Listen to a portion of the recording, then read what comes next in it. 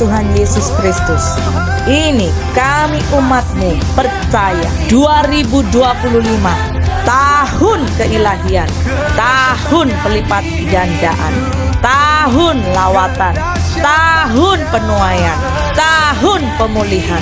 7 Roh Allah melingkupi kami, keluarga kami, dan seluruh keluarga besar CSD. Kesetiaan Tuhan menjamin, melaksanakan, merekayasa sampai semua rencana Tuhan genap dan tuntas atas kami. Amin, amin, amin.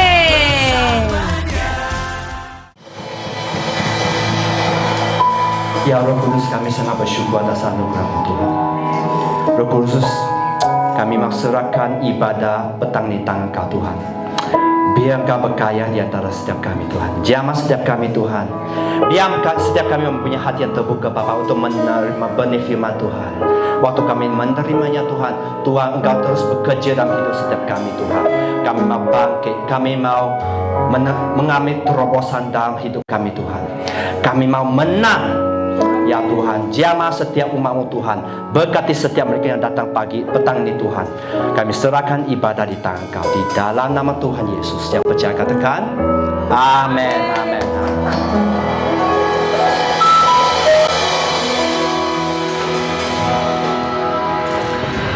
Okay, welcome to church everyone. So topik untuk petang ini ialah berbicara tentang laziness and excuse inhibiting rise up. Ya, so saya harap anda berjiwa besar ya. Jangan tersinggung ya. Ya, laziness berarti kemalasan dan alasan ya. Kemalasan, alasan sebenarnya sangat menghambat dewasa rohani. Maksud untuk kita rise up. Ya. So ini sebenarnya sangat penting. Dan sebenarnya kalau anda menanti firman Tuhan, sebenarnya ini salah satu bahagian yang sangat penting. Kita yang tidak bisa bangkit sebenarnya. Kita yang membuat keputusan tidak bangkit. Bukan bahawa Tuhan tidak mau mengangkat kita, tapi kita belum sedia untuk bangkit. Ya, so saya berharap anda menerima itu dengan bukan setakat anda menerima firman itu, tapi anda melakukannya. Next ya. Wah, ini rise up. Singa Yehuda. Saya percaya Tuhan sudah Roh Kudus ialah roh yang menerobos sebenarnya. Roh Kudus ialah roh yang penuh dan kuasa sebenarnya, ya. So Tuhan mau kita rise up. Dan seorang penginjil yaitu Kathryn Kuhlman ya. Next. Beliau kata ya tentang the cost of serving God, the cost dalam pelayanan ya. The cost of being a Christian. Maksud harga sebagai seorang pengikut Kristus. It says it costs much, but it's worth the cost. Artinya harganya sangat mahal ya, tapi sepadan dengan harganya. Memang waktu kita menjadi umat Tuhan, kita harus membuat keputusan. Apakah kita memilih jalan Tuhan atau tidak? Itu satu pilihan. Dan waktu anda mengikuti jalan Tuhan, saya percaya anda bisa mengatasi itu, ya. Dan seterusnya beliau kata, it costs you everything. Ya, beliau kata, Kathryn Kuhlman died a long time ago. I know the date. Beliau kata, I know the date. Saya tahu waktunya, saya tahu tanggalnya, saya tahu waktunya di mana saya meninggal. Ya, so it costs everything. Ya, anda harus membayar harga sebenarnya dalam perjalanan iman ini. Ya, saya berharap anda bisa menangkap itu. Dan ini sangat penting sebenarnya. Oke, dan di sini satu bahagian ya, dewasa rohani adalah perjalanan yang mahal. Satu perjalanan yang mahal. Tidak semua orang bersedia membayar harganya. Mengapa kita masih bergumul sebenarnya? Adakah kita belum bersedia membayar harganya? Ya. So tanya orang di sebelah, apakah anda bersedia membayar harga? Apakah anda bersedia membayar harga? Ya, untuk menjadi dewasa rohani, apakah anda bersedia membayar? Kan sesuatunya memang harus dibayar. Contoh yang anda mau membeli handphone HP yang baru, ya, anda perlu membayar. Anda keluar makan, apakah anda perlu membayar? Apakah orang akan memberi makanan begitu? Tak. Sama juga sebagai bagian rohani. Bahkan ini sangat penting. Ini berbicara tentang apa? hidup kekekalan. Dua tempat saja kita sebagai anak Tuhan. Untuk orang yang di luar mungkin mereka belum kenal Tuhan. Tapi anda dan saya, kita kenal Tuhan.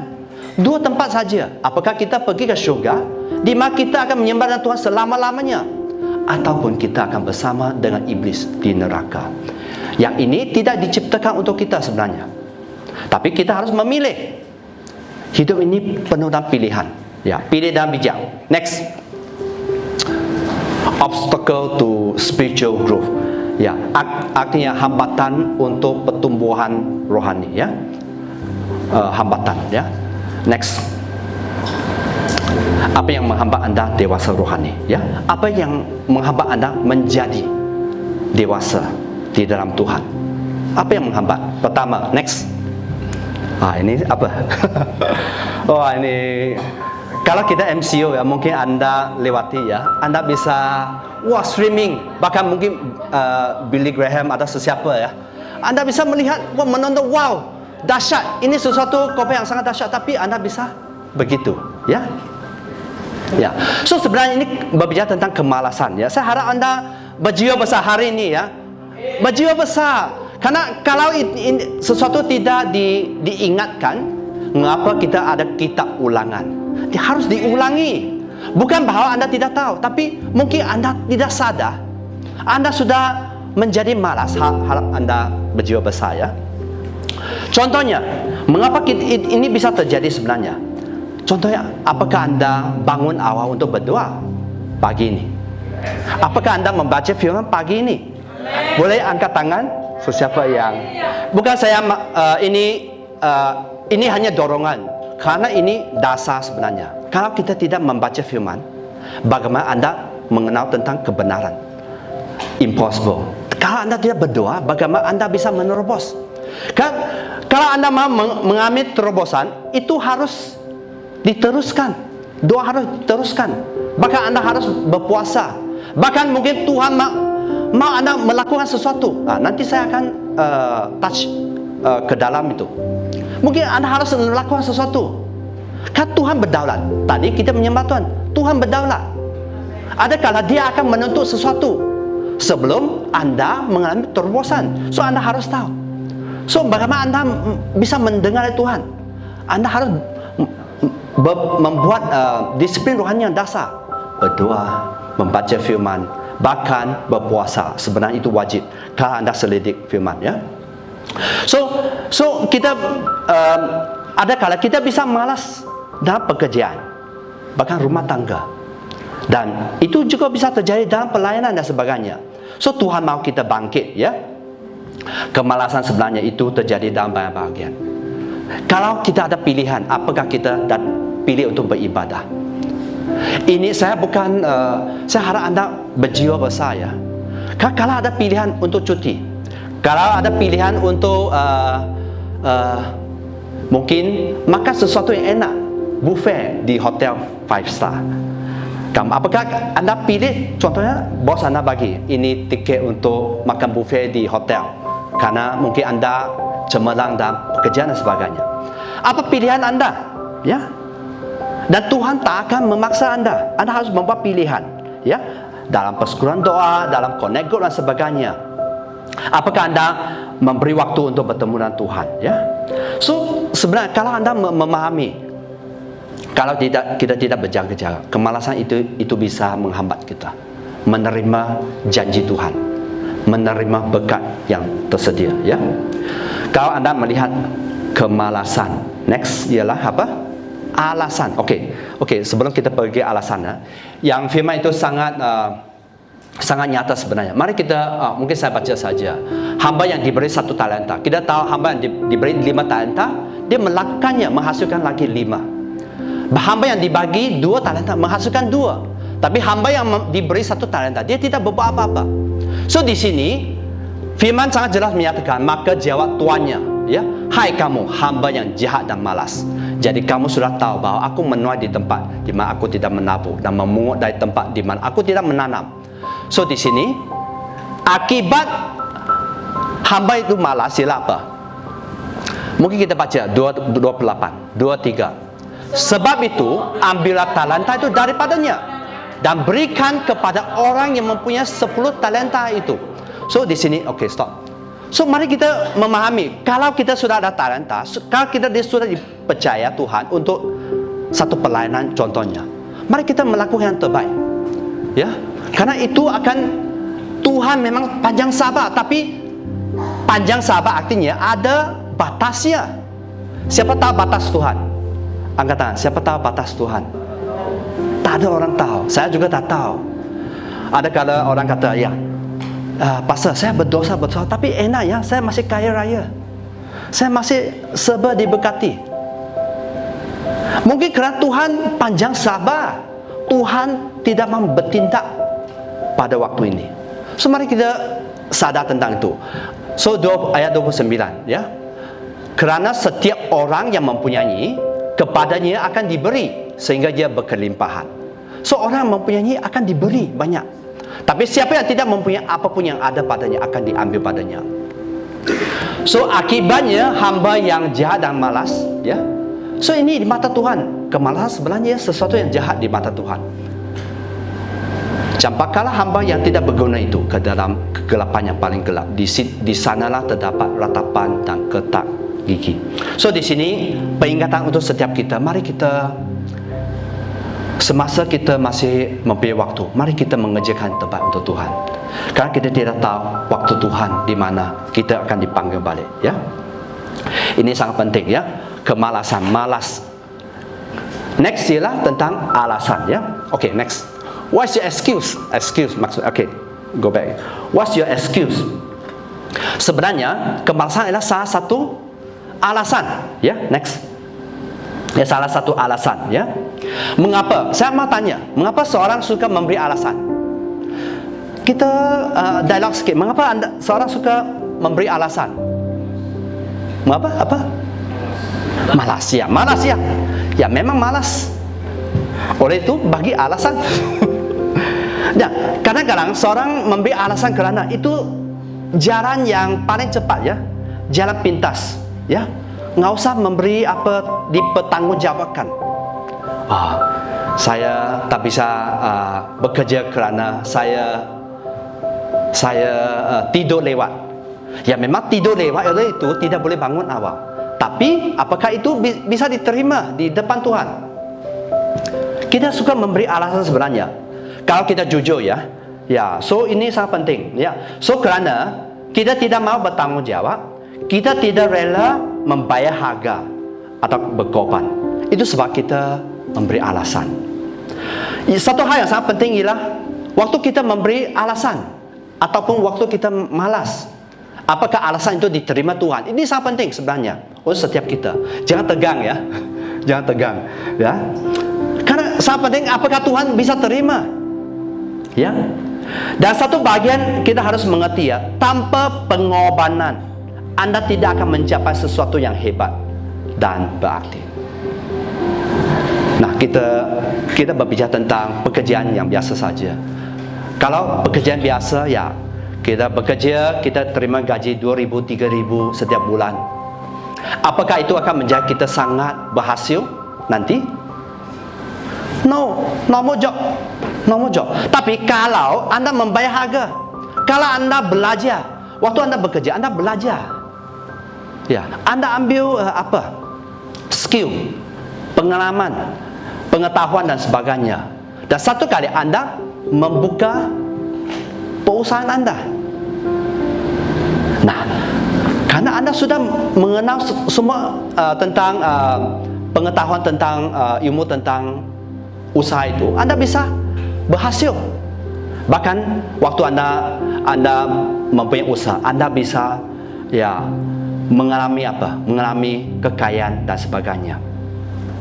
Dan itu kita perlu rela berkorban, belajar dengan sangat banyak, ya. So sebenarnya itu rasa yang sangat penting, di mana kita harus jangan memberi alasannya, karena itu tidak membawa kita kemana-mana, ya. Di sini satu bagian, ada kala orang memberi alasan kerana apa? Mereka tidak mau memberi solusi, ya.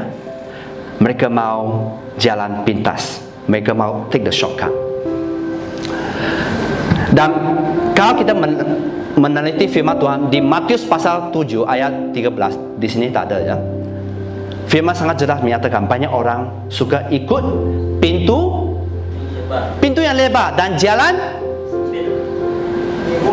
luas. Kebanyakan kamu suka masuk pintu kecil atau besar? Besar. Enaklah. Bahkan kalau kamu kelimpahan ya, memang ya. Semua kita, termasuk saya juga. Kalau ada pilihan untuk berjalan cepat atau berjalan lambat, saya suka membayar tol. Walaupun harus membayar sedikit uang, tapi kita suka yang cepat, yang lebar, yang pantas. Ini kelemahan manusia ya. Kita harus sadar itu. Ini kelemahan manusia. Tapi ini semua akan membawa kita menuju kepada kebinasaan. Ya, membawa kepada kebinasaan. Ya. So sangat penting mari kita merenungkan itu. Karena kemalasan dan alasan tidak akan membawa kita kemana-mana. Ia akan menghambat pertumbuhan iman Anda. Ya, dan kalau kita tidak menjaga, kita akan masuk ke kita harus berjaga dan kita harus tahu ya, sepertinya syurga juga sangat nyata di mana kita hanya menyembah Tuhan, tak ada ratapan, tak ada kesakitan, hanya sukacita dan sebagainya. Tapi satu kenyataan juga, kita sebagai anak Tuhan kita juga tahu ada neraka. Dan Tuhan menciptakan neraka untuk iblis dan pasukannya, bukan untuk kita. Ya,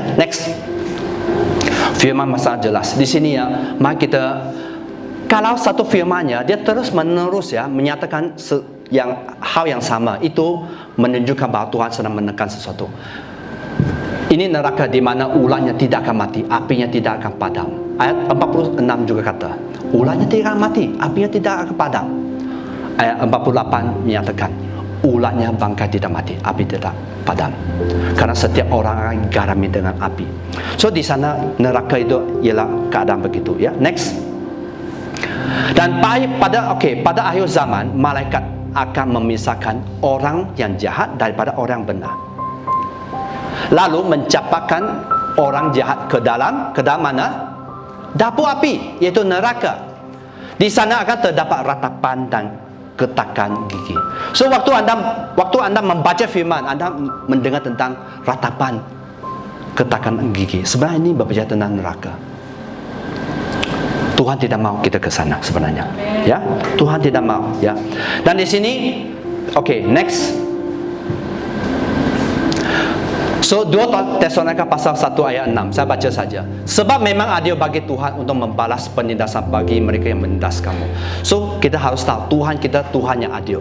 Seterusnya, dan memberikan kelegaan kepada kamu yang ditindas, dan juga kepada kami pada waktu Tuhan Yesus dari dalam syurga menyatakan diri bersama-sama malaikatnya, dan kuasanya di dalam api yang menyala-nyala. So ini berbicara tentang neraka, dan mengadakan pembalasan terhadap mereka yang tidak mau mengenal Allah. So orang yang tidak mau mengenal Allah, kita sebagai anak Tuhan ya, mungkin Anda dari keluarga Kristen, apakah Anda mau mengenal Tuhan secara pribadi? Ya, ini sangat penting. Dan tidak mentaati Injil Yesus, mereka itu akan menjalani hukuman kebinasan selama-lamanya, dijauhkan dari hadirat Allah dan kemuliaan yang kuat. So ini tempatnya di mana kita tidak mau pergi. Siapa tidak mau pergi ke neraka? Angkat tangan. Tidak mau. Jangan takut. Nah, saya juga tidak mau. Oleh itu, kalau kita tidak mau pergi ke neraka, kalau kita sadar tentang firman Tuhan, kebenaran, mari kita mengerjakan itu. Harus ada pengorbanan. Anda mengorbankan mungkin waktu, mungkin pakai talenta Anda, mungkin ekonomi. Anda harus menabur sesuatu di dalam kerajaan. You have to pay something actually. Karena kalau kita mau mengikut Tuhan, kita harus melakukan sesuatu sesuai firman ya. Next. Di Wahyu 21, mungkin kita baca bersama 2-3. Tetapi orang-orang penakut, orang yang tidak percaya, orang-orang keji, orang pembunuh, orang sundal, tukang-tukang sihir, penyembah berhala dan semua pendusta. Mereka akan mendapat bahagian di dalam lautan yang menyala oleh api dan belerang. Inilah kematian yang kedua. So di sini, kalau anda memahami ya, so kalau anda sebenarnya anda melihat firman Tuhan, orang penakut, jangan takut. Siapa ini berbicara siapa yang pergi akan ke sana. Kalau kita tidak menjaga iman kita, bahkan kalau kita tidak bangkit, kan? Ini hidup ini seperti ya, kalau kita bermain sepak bola, anda tak akan bisa menang kalau anda hanya bermain defensif. Ya, maksud anda hanya bertahan saja, anda menjadi goalkeeper saja. Satu kali anda akan digolkan, satu kali, dan anda harus menyerang. Maksud anda harus berkorban, anda harus belajar, anda harus naik level. Jangan hanya ingat bahawa saya nyaman, saya masih diberkati. Mengapa sering orang akhirnya terjerat, bahkan jatuh, bahkan banyak hal yang terjadi dalam hidup mereka? Karena mereka tidak menjaga. Di sini orang penakut, ya. So jangan jadi pengecut, ya. Orang yang tidak percaya, maksud orang yang tidak beriman, orang yang tidak setia. Bahkan satu menyaksikan pengkhianat. Kalau dia tidak percaya seperti Yudas, dia bisa mengkhianat Tuhan Yesus, ya. Orang keji, orang pembunuh, orang Sunda, maksud yang berbuat cabul, ya. Tukang-tukang sihir dan sebagainya. So di sini mari kita ingat bahawa Tuhan sayang. Oleh itu Tuhan ingatkan anda petang ni, jangan malas, jangan suka memberi alasan, karena itu akan menjebak anda. Next. Nah, ini tempat setiap kita mau pergi ke syurga. Satu hari, saya percaya waktu anda terus bertumbuh, karena Tuhan tidak melihat anda harus sempurna, tapi Tuhan melihat bahawa Tuhan mau bahawa di mana anda terus bertumbuh. Dan bagaimana anda bertumbuh? Anda harus juga melayani. Bagaimana anda mau terus bertumbuh? Anda harus melakukan disiplin rohani, yaitu membaca firman, berdoa, berpuasa dan sebagainya. So ini sangat penting untuk setiap kita, ya. Dan biasa, saya hanya bagi beberapa hal, ya, tentang punca Kristian malas dan suka memberi alasan. Pertama, mereka tidak percaya, ya. Mereka mungkin next. Mereka mungkin langsung tidak mempunyai iman sebesar biji sesawi. Iman yang begitu Tuhan kata, kalau anda mempunyai iman sebesar biji sesawi, anda bisa memindah gunung. Apakah anda menjaga iman itu? Ya, mungkin mereka tidak melatih rohani anda, ya, disiplin rohani. Dan mungkin mengapa punca Kristian malas atau suka memberi alasan? Kerana mereka tidak mengerti pentingnya iman harus terus menerus bertumbuh dan dijaga. Iman harus dijaga. Amin. Hanya satu orang saja. Iman harus dijaga. Amin. Harus dijaga dengan baik. Seperti anda setiap hari makan minum, ya, makan nasi goreng, makan daging dan sebagainya. Harus makan. Tapi makanan rohani juga sangat penting untuk setiap kita, ya. So mengapa punca Kristian bisa malas atau memberi alasan? Karena mereka belum memberi hidup sepenuh kepada Tuhan. Karena firman menyatakan, kasihan Tuhan dengan segenap hati, dengan segenap jiwamu, dengan segenap akal budimu, ya. So kita harus memberi hati. Kita harus belajar memberi hati kepada Tuhan. Ada kala mungkin anda belum sampai tahap itu, tapi anda harus anda harus memaksa diri anda mencintai Tuhan. Satu hal, ya, saya mau sharing sedikit, ya, tentang komitmen, ya. Waktu, ya, selepas kami bernikah, ya, satu hal di mana, ya, waktu kita bercuti, ya, untuk saya lah, pandangan saya, nggak usah pergi ibadah, cuti bah. Cuti harus relax, minum teh tarik, ya, apa-apalah. nggak usah beribadah. Tapi saya belajar, you see, waktu kita tidak beribadah satu minggu ya, ini sebenarnya kenyataannya. Anda sebenarnya bisa tes sendiri, Anda bisa uji sendiri. 1 minggu tidak beribadah, oke lah, masih oke, masih semangat minggu ke depan. Kalau 2 minggu sudah tidak beribadah, ya malas sedikit. 3 minggu, 4 minggu, 1 bulan, 2 bulan, sangat susah pergi ke gereja. Nggak usah kata pergi persekutuan doa, connect group. Dan ini sebenarnya kenyataan. Kalau Anda jujur ya, Anda tanya diri sendiri. Karena saya harap Anda jangan senang tersinggung. Ini sebenarnya sangat penting. Waktu Anda sudah melalaikan tentang yang rohani, Anda akan bahkan Anda sangat mengambil waktu ya untuk balik ke your maximum. Seperti kalau kita ya, kalau Anda yang biasa berolahraga, kalau Anda sudah berhari-hari, berminggu-minggu tidak berolahraga, Anda akan malas, kan? Yang setuju katakan amin. Memang tidak baik. Ampuni Tuhan. Cepat bertobat ya. Itu memang kenyataan. Di sini siapa yang berolahraga setiap minggu? Bukan setiap hari, setiap minggu. Angkat tangan. Wah, 1 saja, 2 saja, 3.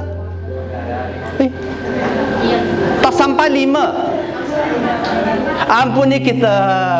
Kalau Anda bisa bayangkan sesuatu yang fisikal, Anda tak bisa lakukan dengan rajin, Anda bisa bermalasan. Bagaimana yang rohani? Kita bisa sangat senang jauh dari Tuhan ya. So ini peringatan, ulangan untuk setiap kita. Mari kita mengingat itu ya. Dan seterusnya, mengapa kita juga ada kala kita bisa bermalas dan memberi alasan? Karena apa? Karena beribadah tak ada keuntungan ya. Tak ada keuntungan maksud dalam dibayar. Saya harus ambil cuti contohnya. Saya harus ambil Grab. Saya harus pandu kereta, bayar petrol. Saya harus melewati tol. Kalau kita hitung secara fisik, memang tak ada keuntungan. Nah, hidup ini tentang kekekalan. Apakah Anda mau pergi ke tempat yang Anda lihat tadi? Yang panas, yang merah. Jangan. Tak apa. Batalkan nama Tuhan. Dalam Tuhan tadi, batalkan nama Tuhan Yesus. Pasti kita sama-sama pergi ke surga ya. Kita sampai ke surga. Amin. Ya, so mari kita memahami ya, kita harus menjaga iman kita.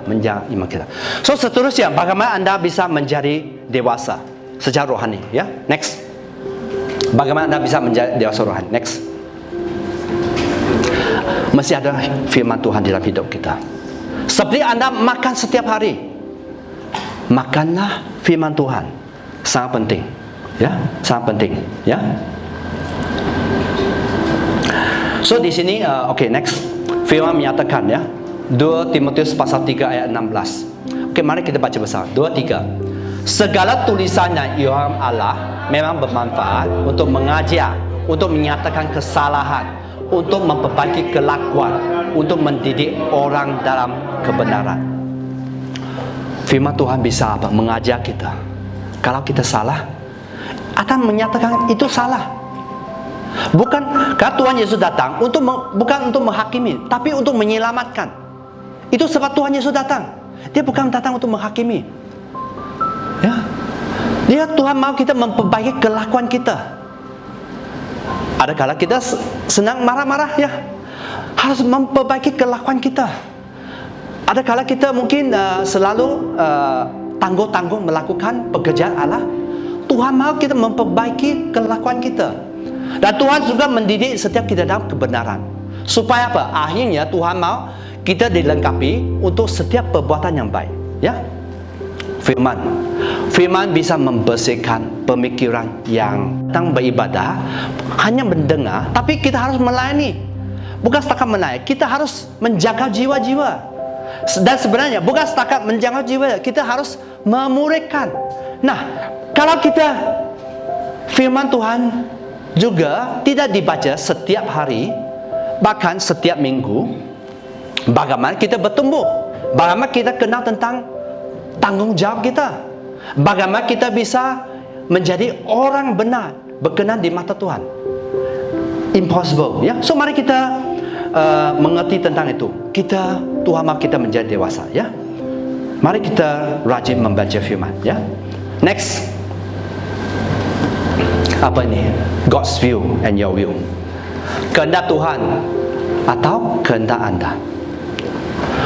So bagaimana Anda bertumbuh secara rohani, ya? Rohani Anda bertumbuh. Ada kehendak Allah dan kehendak Anda. Apa yang Anda pilih? Next. Di 1 Samuel 15 ayat 22. Mari kita baca 23. Tetapi jawab Samuel, apakah Tuhan itu berkenan kepada korban bakaran dan korban sembelihan, sama seperti kepada mendengar suara Tuhan? Sesungguhnya mendengarkan lebih baik daripada korban sembelihan, memperhatikan lebih baik daripada lemak domba jantan. So di sini berbicara tentang ketaatannya.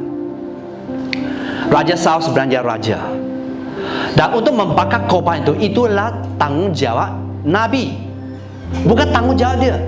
Tapi kerana dia ditekan oleh rakyat dia melakukan bahagian dia. Dia kata, saya tunggu Nabi Samuel, tapi Nabi Samuel belum datang. Saya lakukanlah. Dan di sini saya hanya mau share sedikit hal, ya. Ada kala sesuatu Anda tidak bisa melakukannya. Ada hal di mana hanya seseorang yang harus melakukannya dan bukan Anda. So di sini Tuhan menyatakan bahwa mendengar, yaitu mendengar. Di sini mendengar, memperhatikan sebenarnya berbicara tentang bukan hanya Anda tahu, ada pengetahuan, Anda tahu apa yang benar atau tidak. Tapi ini berbicara tentang apa? Menjadi pelaku firman, menghidupi. Mendengar sebenarnya berbicara tentang menghidupi, bukan setakat pengetahuan. Oleh itu Anda bisa melihat banyak orang mempunyai banyak pengetahuan. Di dunia ini ada bilion-bilion anak Tuhan. Tapi siapa yang menjadi sangat berhasil? Bukan setakat duit, ya. Berhasil dalam pelayanan, dalam pekerjaan Allah. Berapa orang yang sangat-sangat berhasil? Saya tanya saja. Tak banyak sebenarnya. Yang sangat-sangat berhasil, tapi tidak banyak. Bukan bahawa Tuhan pilih kasih, tapi kerana umat Tuhan tidak rela membayar harga, tidak rela berkorban. Itu saja sebenarnya. Bukan bahawa Anda tidak bisa melakukan kehendak Tuhan, bukan. Itu perlu di mana Anda harus mungkin memberi lebih banyak waktu, ya. So melakukan kehendak Tuhan, ada kala Anda harus memberi waktu, bahkan ada kala Anda harus membayar harga, ya, secara wang dan sebagainya, ya. Next, bagaimana Anda bisa dewasa rohani? Living your calling. Setiap kita ada panggilan tertentu, ya. Kalau Anda dipanggil untuk hospitality, ya, melayani di bagian itu. Kalau Anda dipanggil untuk pelayanan misi, melakukan itu. Kalau Anda berdoa syafaat, mari melakukan itu. Semua melakukan dengan sungguh-sungguh. So sebenarnya bagaimana seseorang bisa pelayanan bisa berhasil? Pelayanan seseorang anak Tuhan bisa berhasil waktu kita memberi hati, memberi perhatian sebenarnya. Bukan waktu di mana Anda contoh mungkin pemilih Anda tanya, lakukan itu, baru Anda lakukan. Nggak usah. Kalau begitu, ini seperti, ya, harus diulang baru melakukannya. Kalau kita dewasa, sebelum diulang kita akan terus melakukannya, ya. So Tuhan mau kita melakukan, melayani dengan setia. Apakah Anda dipanggil untuk dalam bagian administrasi? Melakukannya. Apakah Anda dipanggil untuk merintis gereja? Melakukannya. Apakah Anda dipanggil untuk mengajar? Melakukannya. Apakah Tuhan panggil Anda menjadi asyik? Melakukannya. Hidup sesuai panggilan Tuhan. Sangat penting. Mari kita tahu bahwa Anda menjadi anak Tuhan bukan setakat untuk datang beribadah. Anda harus belajar untuk apa?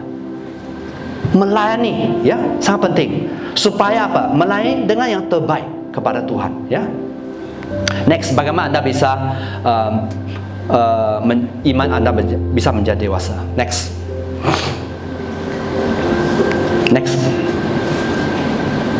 the fear of the Lord, takut kepada Tuhan, ya. So bagaimana Anda bisa dewasa? Anda perlu takut kepada Tuhan. Kan pada zaman sekarang, ya, biasa orang tidak terlalu menghormati atau takut kepada Tuhan. Mereka bisa sangat takut kepada bos. Harus jam 8, harus, mungkin Anda sudah sampai 7:30 sudah sampai ke tempat kerja. Takut kepada bos. Untuk anak, mungkin Anda sangat takut kepada orang tua. Tapi untuk takut Tuhan, ya, tak tahulah, ada kala, ya. Kita sangat bisa takut kepada yang nyata, ya, dalam hidup kita, ya. Mari kita share satu hal, ya. Tapi kita mungkin tidak terlalu peduli tentang apakah itu berkenan di mata Tuhan, ya. So ini hanya diingatkan supaya kita sadar, ya. Next, firman menyatakan takut akan Tuhan adalah permulaan pengetahuan, tetapi orang bodoh menghina hikmat dan didikan. So mari kita belajar untuk takut kepada Tuhan, ya. It's very important, takut kepada Tuhan.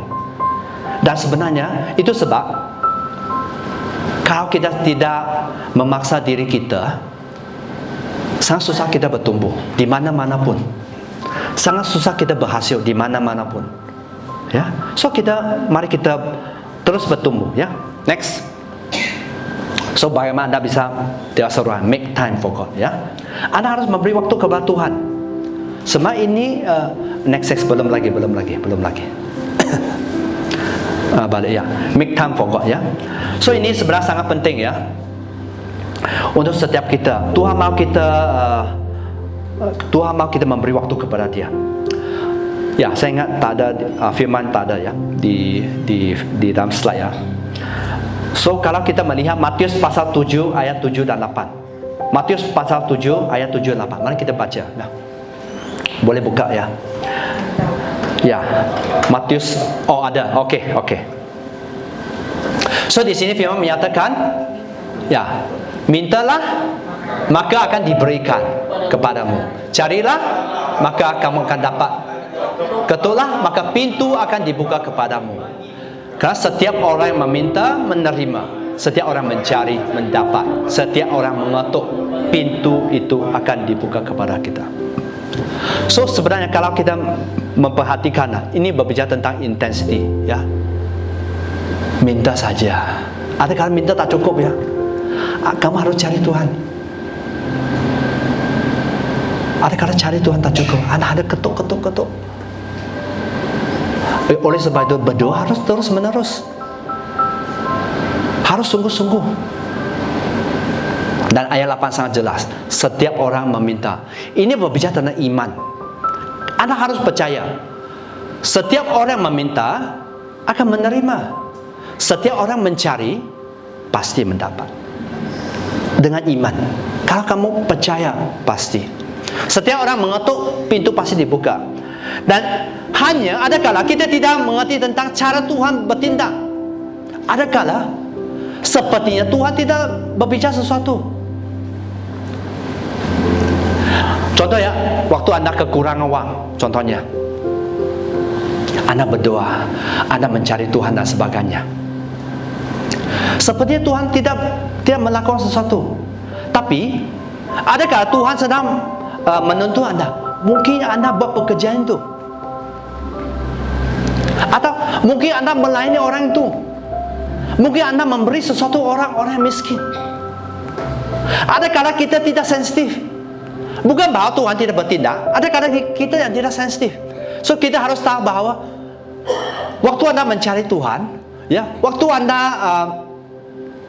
mengetuk, pasti Tuhan sudah menjawab. Tapi mungkin Anda harus berterusan, dan Anda harus membuka panca indera Anda, ya. So sangat penting untuk setiap kita. Dan seterusnya Yeremia 33. Mari kita baca 2-3. Berserulah kepadaku, maka aku menjawab engkau dan akan memberitahu kepadamu hal-hal yang besar dan yang tidak dipaham, yang ni hal-hal yang tidak kau ketahui. Di sini Tuhan mau kita sungguh-sungguh mencari Dia. Tuhan mau kita sungguh-sungguh mencari Dia, ya. Dan ada kala Tuhan menyediakan sesuatu yang besar, bahkan beyond, lebih dari bisa anda pikirkan atau doakan. Tuhan menyediakan sesuatu yang indah dalam hidup anda. Dan supaya anda bisa memahami cara Tuhan bertindak, anda harus apa? Sungguh-sungguh desperate. Ada kala kita tidak desperate, kita doa, Tuhan berkati aku dengan mobil, amin. Puji Tuhan, amin, amin, bagus ya. Tapi ada kala harus berterusan, bukan satu kali. Tuhan bagi saya jodoh yang sepadan. Harus didoakan berterusan. Berterusan bukan ada kala harus digumuli sesuatu yang baik. Kalau kamu mau mendapat pasangan yang terbaik, harus digumuli, bukan Tuhan aku doakan bagi jodoh yang terbaik, amin. Hari ini saja yang berdoa. Tunggu sampai 2025 baru lagi doa satu kali. Bagaimana? Karena itu seperti, jangan tersinggung ya. Ini seperti orang yang hanya datang beribadah waktu Paskah, Easter ya, atau orang hanya beribadah waktu Natal ya. 2 kali setahun datang beribadah. And you expect miracle from God? Dan anda merindukan mukjizat?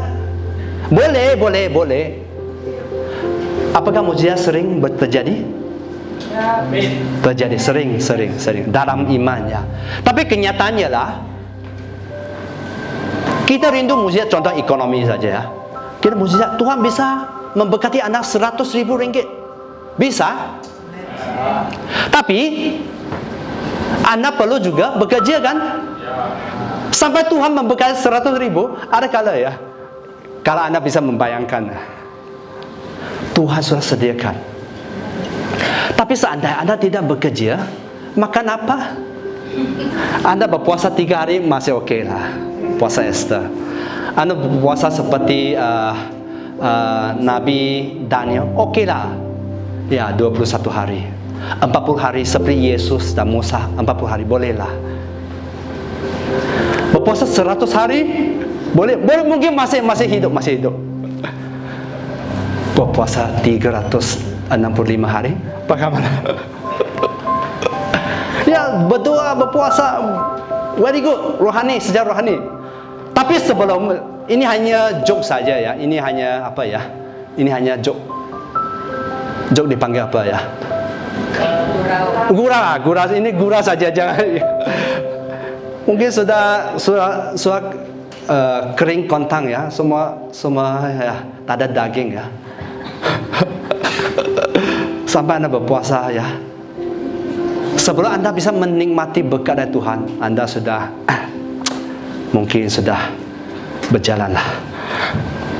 So mari kita pahami ya hidup ini, mari kita belajar untuk mendengar dari Tuhan. Ya, supaya anda tahu ya di mana Tuhan sedang memimpin anda. Next. So bagaimana anda bisa terus dewasa dalam rohani? Humility and faith ya. Humility. Ini berbicara tentang next, kerendahan hati. Kita perlu belajar rendah hati ya. Okey, mari kita baca 2-3. Amsal ya. Ganjaran kerendahan hati dan takut akan Tuhan adalah kekayaan, kehormatan dan kehidupan. So sangat penting ya takut akan Tuhan, kerendahan hati. Ya, ini sangat penting untuk setiap kita. So satu bagian di mana ya Tuhan sedang mengubah hidup kita. Tuhan sedang memproses hidup kita ya. Ya. Dan apakah anda sedia diproses?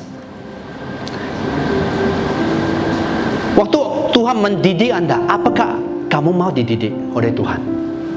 Hanya tanya saja. Ada kala kita melihat ya dalam WhatsApp kita ada satu bagian ini ya. Yes boss ya, satu emoji ya. Yes. Tapi apakah kita sedia sebenarnya? Kita sedia diproses, kita sedia menerima didikan, kita mau terus bertumbuh di dalam iman. Apakah kita sedia? Kalau Anda sedia diproses, kalau Anda sedia menerima didikan dari Tuhan, kalau Tuhan katakan firman menyatakan begitu, Anda lakukan tanpa sadar, ya. Tuhan sudah mengembangkan wadah Anda dan kapasitas Anda. Ada kala begitu.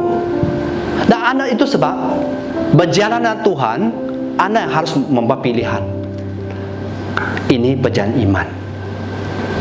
Mau terima terbaik, siapa mau terima terbaik? Dan saya hanya memberi ulangan saja.